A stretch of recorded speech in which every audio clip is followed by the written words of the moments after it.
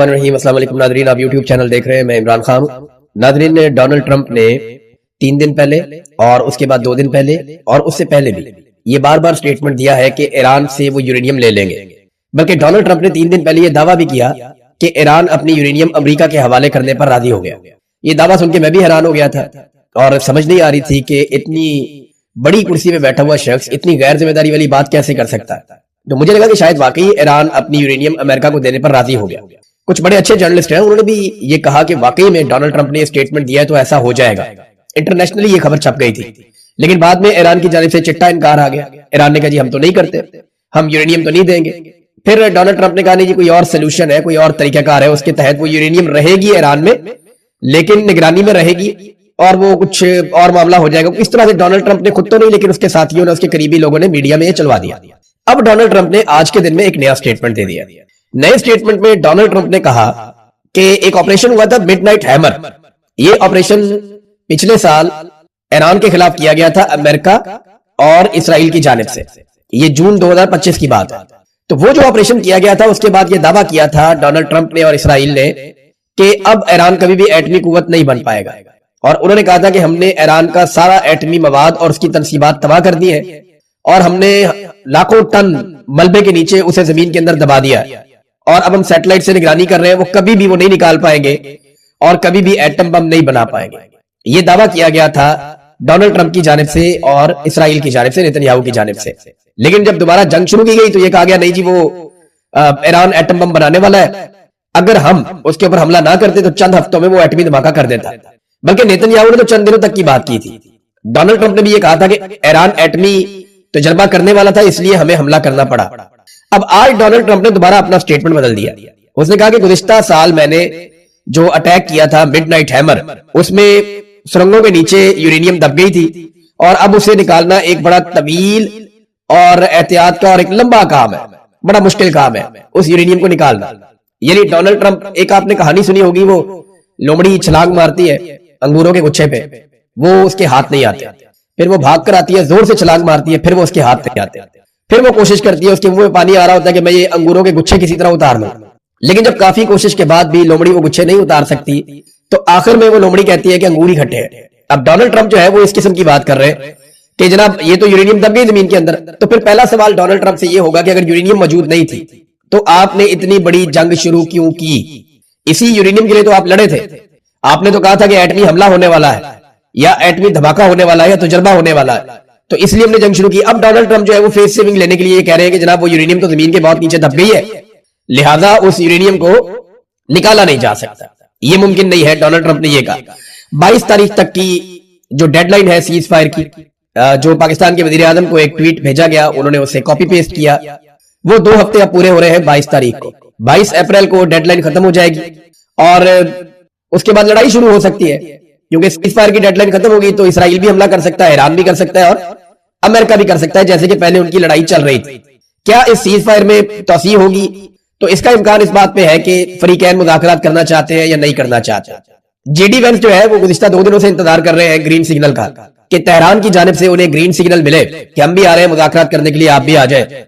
तो JD Vance तैयारे में बैठ के पहुंच जाए पाकिस्तान, इस्लामाबाद, और मुज़ाकरात का अगला दौर शुरू हो जाए। पाकिस्तान ने पूरी कोशिश की है, ईरान से भी मुलाकात की है, बाकी ममालिक से भी मुलाकात की है, अमेरिका से भी दरखास्त की है और बार बार अमेरिका को यह कहा है कि आप लचक दिखाएं। लेकिन अगर अमेरिका लचक दिखाता है तो फेस सेविंग नहीं मिलती। ये बड़ा इशू है अमेरिका के लिए। एक इशू अरब ममालिक के लिए भी बना हुआ है, उस पर हम बाद में बात करते हैं। लेकिन ईरान ने अभी तक कोई जल्दबाजी नहीं दिखाई। आप अगर देखें गुज़िश्ता 5 दिनों के स्टेटमेंट, तो डोनाल्ड ट्रंप का हर रोज स्टेटमेंट आता है कि मुज़ाकरात होने वाले, जंग खत्म होने वाली है, मुज़ाकरात होने वाले, हम बड़ी अच्छी डील करने वाले, हम बुरी डील नहीं करेंगे, ईरानी बड़े अच्छे लोग हैं, ईरानी बहुत बुरे लोग हैं, ईरानियों को मारेंगे, हम धमाके करेंगे, नहीं तो मुज़ाकरात करने, नहीं तो पूरा मुल्क मैं तबाह कर दूंगा, नहीं तो मुज़ाकरात करने, मुज़ाकरात होने वाले हैं, मेरी टीम रेडी है। ये बात डोनाल्ड ट्रंप हर थोड़ी देर के बाद कहते हैं। एक ऐसा घंटा भी गुजरा जिसमें डोनाल्ड ट्रंप ने 47 पोस्टें कर दी अपने ट्रुथ सोशल मीडिया पे। ये तो ऐसा लगता है वर्ल्ड रिकॉर्ड बनाने जा रहा था अमेरिकी सदर। दुनिया के किसी सरबराह मुमलिकत ने इस तरीके से ट्वीट नहीं किए। ये नहायत गैर संजीदा और फ्रस्ट्रेशन वाला मामला था। लेकिन मुज़ाकरात के लिए अमेरिका डेस्परेट है। ईरान ने कभी नहीं कहा कि मुज़ाकरात हम करना चाहते हैं, बल्कि हम सब ये जानते हैं, पूरी दुनिया ये जानती है कि अभी मुज़ाकरात में जो ताखीर हो रही है वो ईरान की वजह से हो रही है, अमेरिका की वजह से नहीं हो रही। ईरान तो पाकिस्तान के साथ वाला मुल्क है, वो 1-2 घंटे में आ जाएंगे पाकिस्तान में। असल मसला जो है वो अमेरिका का है। उनका तो बड़ा लंबा सफर है, लेकिन वो आने के लिए तैयार है और ईरानी कोई जल्दबाजी नहीं दिखा रहे मुज़ाकरात के लिए या आगे बढ़ने के लिए। इमरान खान साहब क्या कह रहे हैं? वो कह रहे हैं कि पाकिस्तान की तारीख में किसी सियासी शख्सियत के साथ ऐसा सलूक नहीं किया गया जैसा मेरे साथ किया जा रहा है। अब मौजूदा हिस्ट्री में तो कोई ऐसा नहीं है। नवाज शरीफ के साथ ऐसा सलूक कभी नहीं हुआ, जरदारी के साथ ऐसा सलूक नहीं हुआ, बाकी जो मौजूदा लीडर हैं उनके साथ नहीं हुआ। सबसे बुरा सलूक हुआ था जावेद हाशमी साहब के साथ, और वो अपने मुंह से कह रहे हैं कि जी मेरे साथ भी इतना बुरा नहीं हुआ जितना बुरा इमरान खान के साथ किया जा रहा है। हाँ, माजी में जुल्फिकार भुट्टो के साथ बहुत बुरा हुआ, बादशा खान जेल में रहे, कुछ और लोग जेल में रहे, ज़िया-उल-हक के दौर में बड़े कोड़े छोड़े मारे गए, बड़ा जुल्म किया गया, और दीगर अदवार में भी होता रहा। लेकिन ये जो इमरान खान साहब के साथ हुआ, इसकी तो मौजूदा दौर के अंदर किसी किस्म की कोई मिसाल मौजूद नहीं है जो उनके साथ ज्यादती हो रही है जेल में। नवाज शरीफ ने अरबों की करप्शन की मगर उसे हर सहूलत के साथ जेल में रखा गया। किसी सियासी रहनुमा की बेगुनाह गैर सियासी एहलिया को कभी ऐसे जेल में नहीं डाला गया जैसे बुशरा बेगम के साथ किया गया। ये भी बात बिल्कुल ठीक है। हत्ता के जो अयूब खान को बड़ा गुस्सा था अपने मुखालिफिन पे, लेकिन उसने भी जो है ना वो सियासतदानों की बेगमात के साथ ऐसा नहीं किया। लेकिन हाँ, ये जरूर हुआ कि फातिमा जिन्ना साहिबा के साथ बड़ा जुल्म किया अयूब खान ने। लेकिन उसके बाद अब ज़िया-उल-हक के दौर में अगर आप देखें या याह्या खान के दौर में आप देखें तो शेख मुजीब की बीवी के साथ भी ये नहीं किया गया, ना ही जुल्फिकार भुट्टो की बीवी के साथ ये किया गया, बल्कि डंडे वंडे उन्हें पड़े, बार एहतजाज में ये चीजें हो जाती है, लेकिन इस तरह उनको जेल में नहीं डाला गया जो बुशरा बीबी के साथ किया गया। अच्छा, ये इमरान खान साहब ने एक शिकवा किया, ये शिकवा ठीक है, नवाज शरीफ को पकड़ा परवेज मुशर्रफ ने, लेकिन उनकी बीवी के साथ वो नहीं किया। मैं सिर्फ और सिर्फ अपनी कौम और आइन की बालादस्ती के लिए मुल्की तारीख की मुश्किल तरीन जेल काट रहा हूं। जबर और फस्तायत का आलम यह है कि मुझे वजू के लिए जो पानी दिया जाता है वो तक गंदा होता है और इसमें मिट्टी मिली होती है जिससे कोई इंसान वजू नहीं कर सकता। अब ये इंतहाई तकलीफ दे बात है इमरान खान साहब की फैमिली के लिए, इमरान खान साहब के फॉलोअर्स के लिए, उनके चाहने वालों के लिए, कि एक आदमी को जेल में बंद किया हुआ है और बेगुनाही बंद किया हुआ। 9 मई के मुकदमे में क्या निकाल लेंगे इमरान खान में से? अदालतें इंसाफ दे नहीं रही, पूरी की पूरा जो जुडिशियल सिस्टम है उसको काबू कर लिया गया है और अदालतों में इंसाफ नहीं है तो अदालतों से इमरान खान साहब के बाहर आने की उम्मीद भी खत्म है। अब अदालतें इमरान खान को इंसाफ तभी देंगी जब मिलिट्री एस्टेब्लिशमेंट अदालतों को इस बात की इजाजत देगी, और मिलिट्री एस्टेब्लिशमेंट की दो ही चीजें हो सकती है, या तो उन्हें अकल आ जाए या उनकी अकल ठिकाने आ जाए, और अकल ठिकाने लाने के लिए पाकिस्तान की आवाम को उठना पड़ेगा, जो फिलहाल अभी तक तो नहीं उठी। वो कब उठेगी इसके बारे में कुछ कहा नहीं जा सकता। ये कभी भी सानिया हो सकता है एस्टेब्लिशमेंट के साथ कि उन्हें आवाम का असल में सामना करना पड़ जाए। तो मामला जो है वो चंद दिन का ही है, यानी चंद घंटों का ही आप समझ लें कि जिस वक्त आवाम खड़ी होगी उस वक्त तो कहानी हो जाएगी खत्म। अब इमरान खान साहब ने बड़ी तकलीफ दे बात की कि वजू करने के लिए जो पानी है वो भी गंदा है और उसमें मिट्टी मिली हुई होती है जिससे कोई इंसान वजू नहीं कर सकता। अब इमरान खान साहब के स्टेटमेंट को आए हुए कई घंटे हो गए हैं, अभी तक पाकिस्तान तहरीक इंसाफ ने कुछ किया ही नहीं। ये इतनी तकलीफ दे बात है, इस पे पहुंचा लाना चाहिए था पाकिस्तान तहरीक इंसाफ ने। खैबर पख्तूनख्वा की हुकूमत को, उनके वज़रा को उठ के इसके ऊपर रोला डालना चाहिए था। उनका वजीर आला जिसको सारे वोट इमरान खान के पड़े हैं और आज वो इमरान खान की वजह से वजीर आला बना है, जो वज़रा हैं वो सारे वोट इमरान खान की वजह से पड़े हैं, वो सारे इमरान खान की वजह से आज वज़रा हैं। जितने पार्लियामेंटेरियन या सेनेटर्स हैं किसी ने कोई रोला नहीं डाला, नजर ही कहीं नहीं आ रहा। हाँ, सोशल मीडिया पे लोग रोध हो रहे हैं, परेशान हो रहे हैं, लेकिन कहीं पे कोई प्रैक्टिकली पाकिस्तान तहरीक इंसाफ ने इस मामले को नहीं उठाया। इमरान खान साहब का जो मसल्स हैं वो लगातार वीक हो रहे हैं, वो लटक रहा है जिस्म उनका। उसकी वजह यह है कि देखिए, एक तो उनकी उम्र 70 साल से ज्यादा है और इमरान खान साहब ने अपने आप को यंग रखने के लिए और मजबूत रखने के लिए, अपनी उम्र से छोटा रखने के लिए उन्होंने बड़ी सख्त कसरत की है अपनी जिंदगी में, उन्होंने बड़ी एक्सरसाइज की है। ये एक प्रोपेगेंडा फैलाया जा रहा है कि लाहौर में इमरान खान साहब रावी पे कोई शहर बनाना चाह रहे थे और उसमें अब ये प्रोपेगेंडा किया जा रहा है कि ये वही सारा प्रोजेक्ट है जो अब डूब रहा है। तो आप याद रखें कि इमरान खान साहब ने रूडा बनाया था जो अभी भी मौजूद है, रावी अर्बन डेवलपमेंट, ये एक पूरा प्रोजेक्ट था। तो ये जो अथॉरिटी बनाई थी इमरान खान साहब ने, और इसमें एक नया शहर ऐसी जगह पे बनाना था और बहुत सारी डेवलपमेंट थी। इसमें दरिया को जो है वो झील में कन्वर्ट करना था, बहुत बड़ी बड़ी झीलें बननी थी कि इजाफी पानी वहां पे स्टोर हो जाता। उसके अलावा इन्होंने वहां पे मल्टी स्टोरी बिल्डिंग भी बनानी थी और जंगलात भी लगाने थे और जो माहौल है उसको भी महफूज रखना था। और जो ऊंचे इलाके हैं, जो रावी के वो वाले बैंक्स हैं जो ऊंचे हैं, वो दरिया के पेट को खुला छोड़ते हुए उसके बाहर जो है वो इन्होंने तामीरात करनी थी।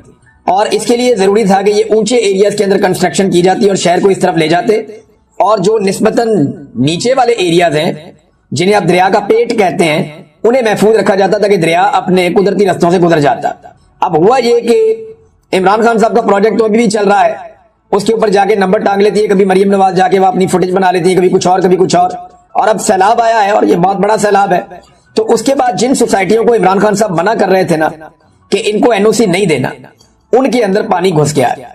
इमरान खान साहब ने क्या कहा था, मैंने ये आपको पिछले वीलॉग में सुनाया कि इमरान खान साहब ने कहा कि अलीम खान का प्रॉब्लम ये था कि उसने एक बहुत बड़ी जमीन खरीद ली थी दरिया के अंदर, यानी वो दरिया का इलाका है, दरिया की जमीन है जिसे अलीम खान ने खरीद लिया था और वो वहां पे ग्रीन एरिया को ब्राउन एरिया में कन्वर्ट करना चाहता था और ये करते हुए वो वहां पे अपनी रेजिडेंशियल सोसाइटी को एक्सटेंशन देकर अरबों रुपया कमाना चाहता था।